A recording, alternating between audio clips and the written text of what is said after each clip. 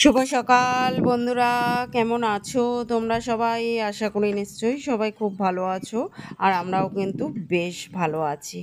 তো দেখো, ভোরবেলা উঠেই আগে এক বালতি কেচে মেলতে চলে এসেছি। এখন বৃষ্টি ভেজা ওয়েদার, কখন যে বৃষ্টি নামছে কখন শুকনো থাকছে বলা যায় না। তাই জলটা ঝরে গেলে ঘরে মেলে দেবো, শুকিয়ে যাবে, অসুবিধা নেই। সেই জলটা যাতে ঝরে যায় তার জন্য কিন্তু ভোরবেলা উঠেই আগে কেচে নিয়েছি এক বালতি। এভাবে বুদ্ধি খাটিয়ে স্টেপ বাই স্টেপ প্রত্যেকটা কাজ যদি করা যায় না, তাহলে কিন্তু অনেক কাজ একসঙ্গে একা হাতে করা যায়, যেটা আজকে আমি করব। সকালে উঠে রান্না, ব্রেকফাস্ট, তারপর সংসারের যাবতীয় কাজকর্ম করে তারই ফাঁকে কিন্তু প্রচুর এক্সট্রা কাজ করব। এক্সট্রা কাজ মানে এই যে দেখো, সংসারের প্রয়োজনীয় জিনিসপত্রগুলো জায়গা মতো ঢেলে নেওয়া, এটাও কিন্তু একটা এক্সট্রা কাজ। প্রচুর জিনিসপত্র কালকে বর্মশাই অফিস ফেরত পথে এনেছিল, তো সেগুলোই ঢেলে নেব এখন। সবার আগে দেখো লাউয়ের ঘন্ট করে নিচ্ছি, আর এদিকে রুটি করে নিচ্ছি। আমরাও ব্রেকফাস্টে খাবো, বর্মশাই অফিসে নিয়ে যাবে। আজকে একেবারে মেঘলা ওয়েদার, দেখো পুরো মেঘলা। এটা হচ্ছে আমাদের জানালার পেছন দিকটা, আকাশ একদম মেঘলা, দেখো বোঝাতে পারছি, একদমই মেঘলা। এই যে জানালার দিক থেকে দেখাচ্ছিলাম তোমাদের, এই জানালাটা না সচরাচর আমি দিতে পারি না, এই খাটের ওপর উঠে গিয়ে দিতে হয় দেখে খুলি না খুব একটা। খুব মশা আসে এখানটা দিয়ে, আর খুব টিকটিকি আসে, ওই জন্য খোলা হয় না। আজই খুলেছি একটুখানি। একদম মেঘলা অন্ধকার আকাশটা দেখতে পাচ্ছ পুরো। আর এখানটা এরকম পেছনটা, এখানটা এরকম জঙ্গল দেখি আর কি, এত মশা ভর্তি। দেখো একদম কালো হয়ে রয়েছে আকাশটা, এই যে বুঝতে পারছো, মেঘ জমে রয়েছে। কালকে তো সন্ধ্যের পর থেকে ভালো বৃষ্টি হলো, ভালো মানে খুব ভালো বৃষ্টি হলো, আর তার থেকেও বেশি বিদ্যুৎ চমকালো। বিদ্যুৎ চমকে তো মানে ভয় পেয়ে গেলাম। আর এখন গোপাল সোনার খাওয়া দাওয়া হয়ে গেছে, আর গোপাল সোনার জামাও একটা ইঁদুর নিয়ে চলে গেছে। কি বলবে বলো, একদম ঘর পুরো অন্ধকার এখন, দেখো। চলো বাবা, এদিকে রান্নাও বসিয়ে দিয়েছি, ভাত হচ্ছে এদিকে। আর দেখো তরকারি কি রান্না করবো, পটল পেকে পাওয়া হয়ে যাচ্ছে সব, জানো। বর্মশাইকে যত বলছি সবজিপাতি বেশি করে এনো না, রোজেরটা রোজ এনো, সে শুনছে না কথা। আর এই পেকে ভূত কত খাওয়া যায় বলো তো একদিনে।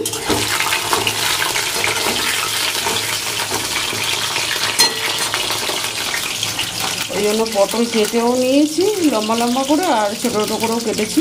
এই যে কিছু কিছু ভালো আছে, এগুলো ঝোল করব, আর যেগুলো পেকে গেছে ওগুলো ভাজা করব। এখানে ভাত হচ্ছে, ভাত যেগুলো নিত্য প্রয়োজনীয় জিনিস সেগুলো তো ঢালতেই হবে।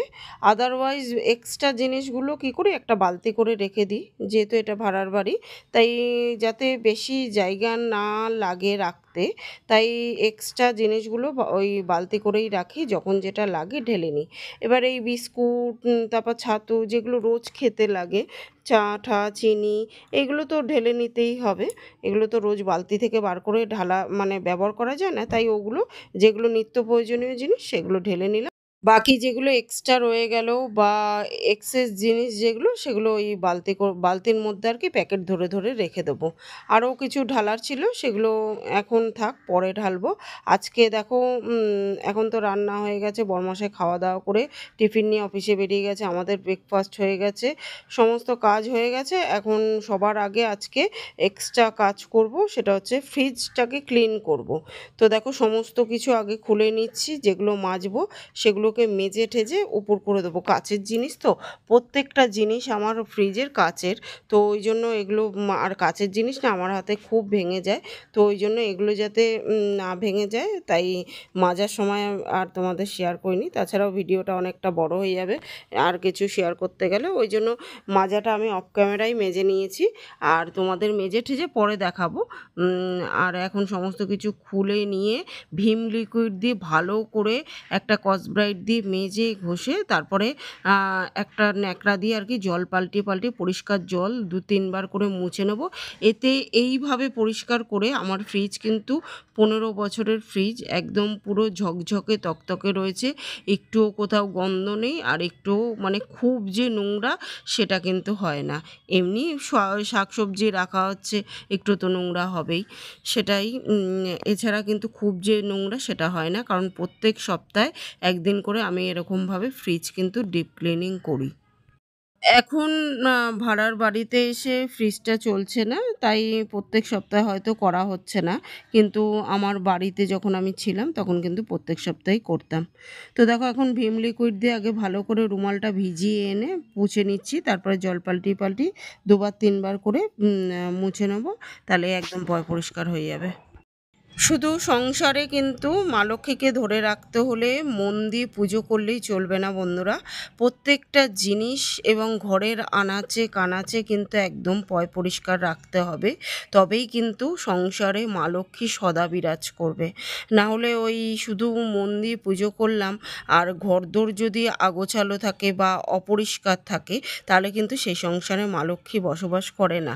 তাই প্রত্যেক দিন চেষ্টা করি যে সংসারের কাজের পর হাতে 1 ঘন্টা সময় রাখতে, আর সেই 1 ঘন্টা সময়ের মধ্যে প্রত্যেক দিন আনাচে কানাচে পরিষ্কার করে নিই বা এক্সট্রা কোনো কাজ করে নিই, যেটা ধরো রেগুলার করা সম্ভব না। ধরো এই যে ফ্রিজ পরিষ্কার, এগুলো তো রেগুলার করা সম্ভব না। একটা দিন যদি সপ্তাহে এরকম একটা দিন মানে ঠিক করে রাখা যায় যে এই দিনটা আমি এইটা পরিষ্কার করব, ওই দিনটা ওইটা পরিষ্কার করব, সেই দিনটা ওইটা পরিষ্কার করব, এরকম এক একটা দিন এক একটা জিনিস যদি এভাবে পরিষ্কার করে নেওয়া যায়, তাহলে জিনিসপত্রও পরিষ্কার রইল, ডিপ ক্লিনিংয়ের দরকারই হয় না, আর ওদিকে পরিষ্কার থাকলে মা লক্ষ্মী কিন্তু সংসারে সদা বিরাজ করবে। আমি তো এতকাল ধরে এভাবেই সংসারের কাজগুলো করে এসেছি, মানে একটা কাজের ফাঁকে আরেকটা কাজ করে নিই, এতে সংসারে অনেকটা এক্সট্রা সময় পাওয়া যায় এক্সট্রা কাজ করার। আর সেই এক্সট্রা সময়ের মধ্যে প্রত্যেক দিন হাতে 1 ঘন্টা করে এক্সট্রা সময় রাখি, আর সেই 1 ঘন্টার মধ্যে আনাচে কানাচে পরিষ্কার করি, আজকে এই কোণা কালকে ওই কোণা, আজকে এই জিনিসটা কালকে ওই জিনিসটা, এভাবে করে আমার ঘরের প্রত্যেকটা আনাচে কোনাচে কিন্তু একটা ঘর হলে কি হবে, এত বছর ধরে এভাবেই পরিষ্কার রেখেছি, আর এইভাবে পরিষ্কার রেখেছিলাম দেখে মা লক্ষ্মী কিন্তু সদা বিরাজ ছিল আমার সংসারে, সে বিষয়ে কোনো সন্দেহ নেই বন্ধুরা। একটা ঘর বা ঘর যেরকমই হোক না কেন পরিষ্কার থাকাটা খুব দরকার।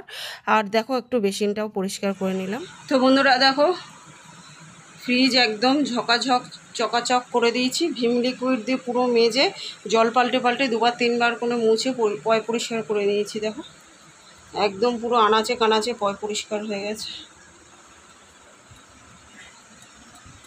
দেখো একদম পুরো পরিষ্কার নিট অ্যান্ড ক্লিন করে নিয়েছি। আসার আগে একবার করেছিলাম, তারপরে 2-3 বার একটু সবজিপাতি রাখা হয়েছে তো ওই জন্য একটু নোংরা হয়েছিল, তাই একটু পরিষ্কার করে নিলাম। আর এগুলোও দেখো মাজা কমপ্লিট হয়ে গেছে, যত কাচের জিনিসপত্র তাক ফাক ছিল সব মেজে ঘষে একদম উপর করে দিয়েছি, শুকালে তারপরে আর কি পরিয়ে দেবো। একদম কোনায় পুরো আনাচে কানাচে পুরো একদম পরিষ্কার করে দিয়েছি, কোথাও একটু নোংরা নেই। আর এত বছরের ফ্রিজ আমার এভাবে পরিষ্কার রাখি দেখে এখনও কিন্তু একদম দেখো সাদা ধবধবে রয়েছে, পুরো পুরো একদম নতুন। দেখো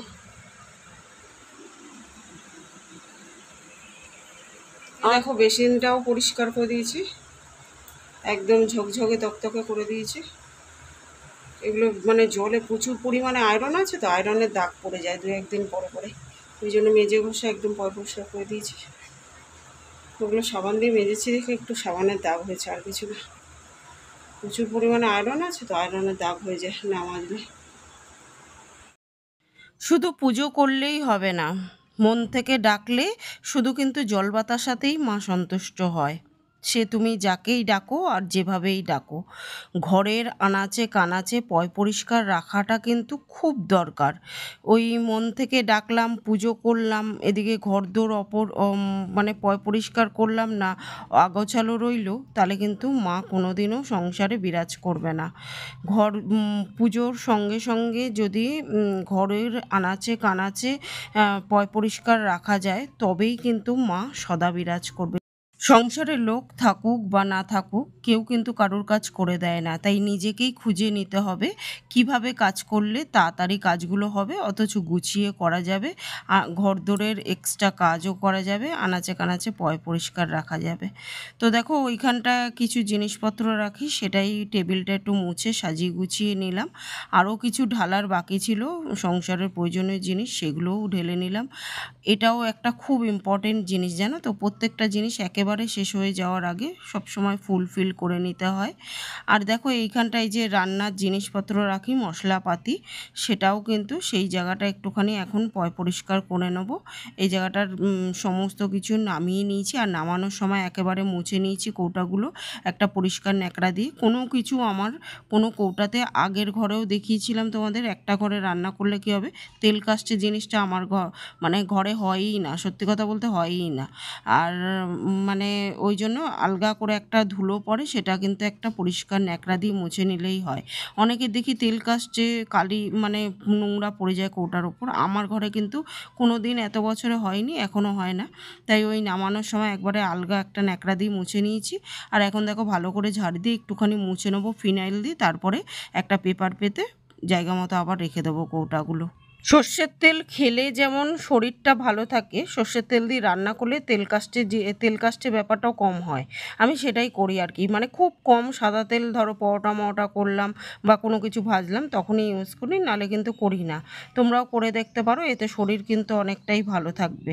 আমি সবসময় চেষ্টা করি যে জিনিসটা থেকে আমি উপকার পেয়েছি সেটাই তোমাদের মধ্যেও শেয়ার করে দিতে, যাতে তোমাদেরও উপকারে আসে। রান্নার জিনিসপত্র মশলা দানি ফানি রাখি, উল্টোপাল্টা হয়ে গেছিলো একটু, তাই নামিয়ে ঝাড় দিয়ে মুছে টুচে একটা কাগজ পেতে নিলাম, নাহলে প্রচুর ইঁদুর আছে, ইঁদুরগুলো পটি করে, খুব পটি করে দেয়, তো ওই জন্য কাগজ পেতে নিলাম একটা, এতে সুবিধা হবে, মানে যখন আবার পাল্টাবো ওই কাগজটা ধরে ফেলে দিলেই হয়ে যাবে। তারপর একটু ঝাড় দিয়ে মুছে নিই। আর এইগুলো সমস্ত কিছু এখন মুছে নিয়েছি কৌটাগুলো। তো চলো, এখানে বিভিন্ন মশলা টশলা আছে কৌটার মধ্যে, সেগুলো সমস্ত কিছু একটু গুছিয়ে নিই। সব সময় যে অনেক জিনিসপত্র এনে ভরে রাখতে হবে তবেই সংসারে মা লক্ষ্মী থাকবে এরকম না, কিন্তু কিছু কিছু জিনিস আছে যেগুলো একদমই খালি হতে দিতে নেই, যেমন হচ্ছে চাল, নুন, আটা, তারপরে মশলা, কয়েকটা মশলা যেগুলো রেগুলারের মধ্যে লাগে, সেই সমস্ত মশলাগুলো, তেল, এইগুলো কখনো খালি হতে দিতে নেই, তার আগেই কিন্তু এগুলো ফুলফিল করে নিতে হয়। তার মানে এই নয় যে এক গাদা জিনিস এনে রাখতে হবে তবেই কিন্তু সংসারে মা লক্ষ্মী থাকবে, বা অনেক জিনিস দিয়ে পুজো দিতে হবে তবেই মা লক্ষ্মী সন্তুষ্ট হবে, এরকমটা না। কিন্তু মা লক্ষ্মী যেমন সামান্য জল বাতাসাতে সন্তুষ্ট হয়, আবার সামান্য জিনিসেই কিন্তু সংসারের সন্তুষ্ট হয়। তো দেখো এদিকে বাসনটাও মেজে নিলাম, আর এই গ্যাস ট্যাসও পরিষ্কার করে নিলাম। দেখো এই যে গুছিয়ে দিয়েছি, গোছানো হয়ে গেছে। দেখো ওই রান্নার জিনিসপত্র, মশলা টশলা, চা, এটা ওটা সেটা এসবই রয়েছে।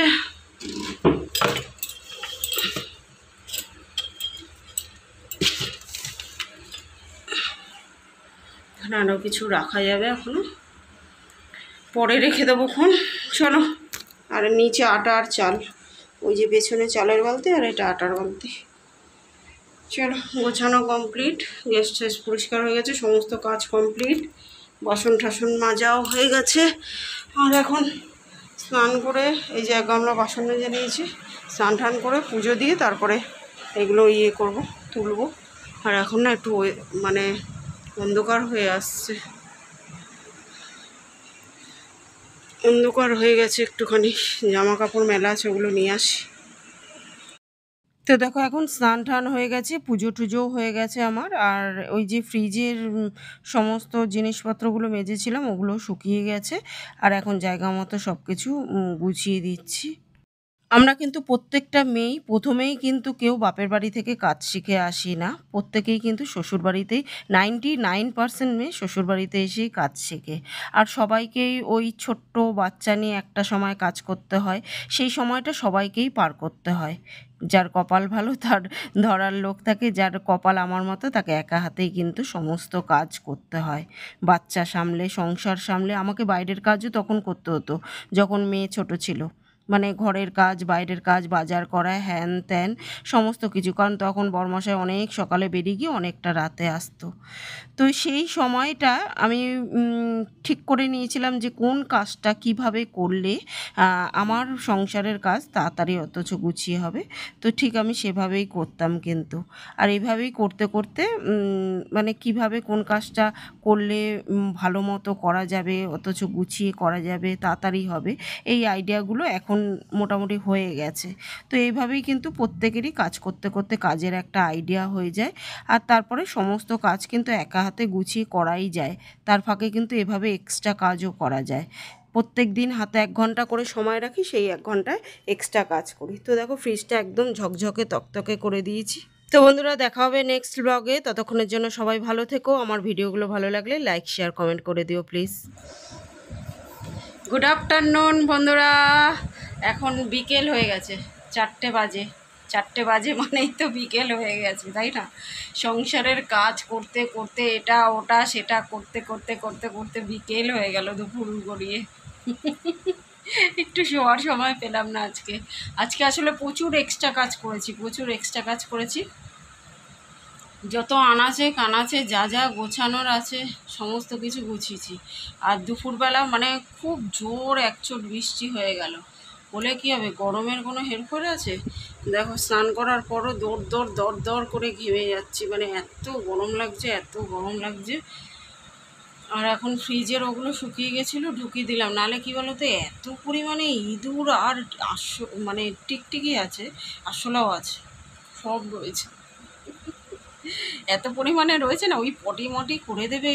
ওই মশলার জায়গাটা গুছালাম, ওখানটায় ইঁদুরের পটি ভর্তি, গুড়ি গুড়ি গুড়ি গুড়ি, সেই কালো জিরের মতো। মানে মশলা না ইঁদুরের পটি কিছু বোঝা যাচ্ছে না, এরকম অবস্থা হয়েছিল। গুছাই তো রোজই গুছিয়ে দিই রান্নার পরে, কিন্তু ওই সব নামিয়ে ঝেড়ে ঝুড়ে মুছে দিলাম। সপ্তাহে 1 দিন করে করি ওটা, আজকে একটু তোমাদের সঙ্গে শেয়ারও করলাম ওই জন্য। আর এখন বসেছে এই যে গাড়িখানি জামা কাপড় নিয়ে। এই যদি এখন ভাঁজ করতে না পারি, থেকে বৃষ্টি নামছে, থেকে। আর ওখানটা একটা ওই জানলা দিয়ে বৃষ্টি এসে ভিজে যাবে, ওই জন্য শুকনো জামা কাপড়গুলো ভাবলাম গুছিয়েই নিই। মানে ভাগ্যিস শুকিয়ে গেছে। ভোরবেলা কাচার এই একটা সুবিধা, জানো তো, ভোরবেলা কাচলে খুব জোর বৃষ্টিটা ভোরের দিকে খুবই কম হয়। মানে ওই বর্ষাকালে 2-1 বার হয়তো হয়, নাহলে ভোরের দিকে না খুব জোর বৃষ্টিটা সচরাচর হয় না, বেশিরভাগ বেলার দিকেই হয়। মানে ভোরে যদি মেলে একবার কাচা যায়, জলটা ঝরে গেলে তারপর ঘরেই শুকিয়ে যায়। ঘরে মেলেছিল মানে ঘরটা এত গরম ঘরটা, ঘরেই না জামা কাপড় যখন অন্ধকার হয়েছিল কালো, ওই আমি মশলার জায়গাটা যখন গুছাচ্ছিলাম তখনই একদম অন্ধকার কালো হয়ে এসেছিলো, তখনই জামা কাপড়গুলো এনে ঘরে মেলে দিয়েছিলাম। আর আমি স্নান টান করে এই এখন দেখছি সব শুকিয়ে গেছে। শুধু আমি যেটা স্নান করার সময় ধুয়েছি ওটা আর শুকায়নি এখনও, ওটা হাফ শুকনো হয়ে রয়েছে, রাতের মধ্যে শুকিয়ে যাবে। মানে ঘরটা এত গরম, জল ফেললে সঙ্গে সঙ্গে মানে মেঝে মোছার আগেই আর কি জল শুকিয়ে যাচ্ছে, এরকম অবস্থা হচ্ছে। আর আমার ট্রাইপডটা পড়েই ভেঙে গেল। এই বাড়িতে এসে এত ছাদে হাওয়া দেয়, পড়েই ভেঙে গেল। আর সেদিন আমার একটা বন্ধু কমেন্ট করেছো যে প্রথমে তো দেখালে ট্রাইপডটা পড়ে গেল, তারপরে তোমার ভিডিওটা কে ধরেছিল যে কাঁপছিল? মেয়ে ধরেছিল খুব সম্ভবত। বড়মশাই করে না ভিডিও, মানে বললেও ধরে না, বড়মশাই ধরতে যায় না। আর ধরলেও মানে বড়মশাই কাঁপাবে না, ওই কাঁপুনি ভূমিকম্প যখনই হবে ভাববে মেয়ে করেছিল, ওই জন্য কাঁপছিল। আমার নামটা এই মুহূর্তে আমার ঠিক মনে পড়ছে না, মনে পড়লে আমি বলে দেবো কোনো একটা ব্লগে। তো চলো বন্ধুরা, ফ্রিজটা মানে পরিষ্কার করাটা বিশাল বড় একটা কাজ ছিল আজকে। পরিষ্কার তো মানে ওই বাড়ি থেকে আসার আগে করেই ফেলেছিলাম, কিন্তু ওই লাস্টের দিকে বড়মশাই খুব আসলে তার বাজার গেলে একবারে একটা দুটো জিনিস আনতে পারে না, আনতেই ছিল ওই জন্য রেখেছিলাম দেখে একটু নোংরা ছিল। আর সবজি অল্প রাখো আর বেশি রাখো, দেখো দেখবে রাখলে একটা কেমন নোংরা মতো হয়েই যায়। আমি কিন্তু ধুয়ে রাখি, তবু একটা নোংরা মতো, কুমড়োর দানা পড়ছে, গুঁড়ো সে পড়ছে, পেকে যাচ্ছে, সেটার দানা পড়ছে, এসব পরে একটু নোংরা হয়েছিল। একদম পুরো নিট অ্যান্ড ক্লিন করে দিলাম। জানি না কি হবে। ফ্রিজটা খুব আমার মানে খুব পছন্দের জিনিস, জানো তো। ফ্রিজটা মানে খুব সুন্দর জিনিস। আমাদের এখানে ভোল্টেজে খুব প্রবলেম, তো ভোল্টেজটা কম দেখে অনেকেরই ফ্রিজ নষ্ট হয়ে যেত। বড়মশাইদেরও একটা ফ্রিজ ছিল আগে, তো সেটাও নষ্ট হয়ে গেছিলো। তাই এটা একটুখানি মানে স্টেবিলাইজার দেওয়া, মানে কম ভোল্টেজেও খারাপ হবে না, এরকম একটা ফ্রিজ কিনেছিলাম। তো খুব শখের জিনিস আমার, এতদিন বন্ধ হয়ে থাকবে, কতদিন বন্ধ হবে এখন ভগবানই জানে। বন্ধ হয়ে থাকার পরে কি অবস্থা হবে, তারপরের অবস্থাটা ঠিক আমি জানি না কী অবস্থা হতে চলেছে। খুব খারাপ লাগছে ওই জন্য আজকে, ওই জন্য ভালো করে একদম পরিষ্কার করে রাখলাম, একটুও যাতে নোংরা না থাকে। আর কেউ বলবে দেখো একটু আগেই বৃষ্টি হয়ে গেল, কি রোদ্দুর, এখন যা রোদ্দুর উঠেছে কেউ বলবে না একটু আগেই মানে এত জোর অন্ধকার হয়ে কালো হয়ে বৃষ্টি নামলো, এখন আবার সেই রোদ্দুর উঠেছে। বাবা গরমের কিছুতেই হেরফের হচ্ছে না, ঘাম গড়িয়ে গড়িয়ে পড়েই চলেছে। চলো বন্ধুরা, বক বক করতে শুরু করলে তো গল্প আর শেষ হবে না। একটু ভাজ করে একটুখানি গাটা দেখি বিছানায় দিতে পারি নাকি। পুরো 4টে বাজে, এখন আমার ভিডিওর কাজও আছে। এই দেখো পড়ে মানে 4টে পায়ের 3টে পা আছে, আর একটা পা ভেঙে যাচ্ছে বারবার, মানে হাওয়াতে পড়ছে কাত হয়ে, আর বারবার ওই একখানা পাই ভেঙে যাচ্ছে। কি আর বলবো বলো, ভেঙে যেটুকু থাকে কি আর করা যাবে। কপালে যেটুকু থাকবে সেটুকু কেউ নিতে পারবে না, আর যেটা থাকার না সেটাও কেউ জুড়ে দিতে পারবে না। বড়মশাইকে দিয়ে বারবার জোড়াচ্ছি, বড়মশাই বিরক্ত হয়ে যাচ্ছে, বলছে তোমারই খালি ভাঙছে, কী জানি আমারই শুধু ভাঙছে কিনা, আমি কি করে বলি বলো তো, সেটা জিজ্ঞেস করতে হবে।